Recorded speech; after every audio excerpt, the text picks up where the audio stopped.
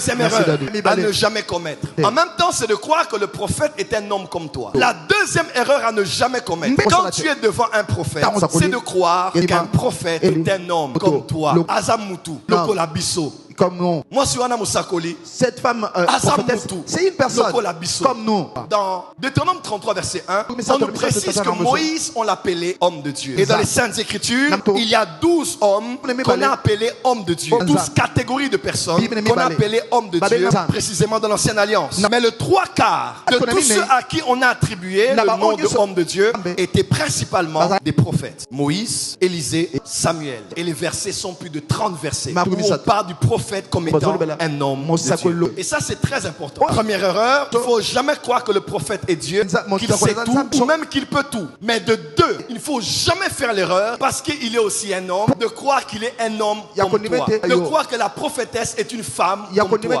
La Bible appelle les prophètes les hommes de Dieu. Parce qu'ils ne sont pas les hommes des hommes. Les hommes des hommes, ça veut dire qu'ils ne viennent que des hommes, qui sont issus que des familles humaines. Ou bien même, qui vivent leur vie attachée à des hommes, dépendamment des hommes.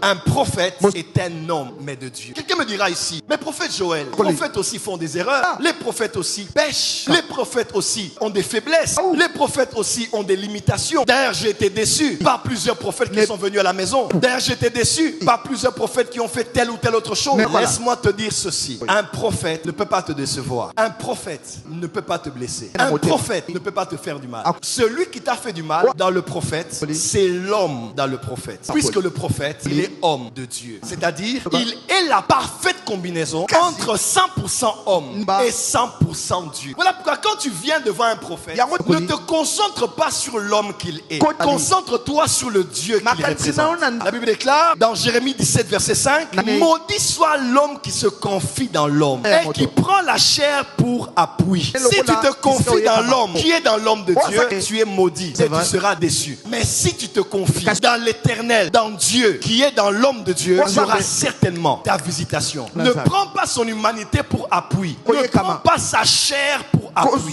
Voilà pourquoi beaucoup ne comprennent pas comment quelqu'un qui a fait une telle erreur, mais quand il se lève, il parle, Dieu l'accompagne. Parce que Dieu a accompagné l'homme Dieu en lui. Et Dieu a fermé les yeux sur l'homme en lui. Voilà pourquoi il est écrit dans la Torah, tu regarderas un sacrificateur comme un saint, car l'huile de son Dieu est une couronne sur sa tête. Je ne dois pas le prendre comme tout le monde, parce que c'est un homme de Dieu. Et la Bible déclare que celui qui reçoit un prophète en qualité de prophète, il recevra la récompense du prophète. Donc quand un prophète vient devant toi, ne le prends pas comme ton ancien collègue, ne le prends pas comme ton ami, ne le prends pas comme ton cousin, ne le prends pas comme ton pote, prends-le comme un prophète de l'Éternel. Et moi,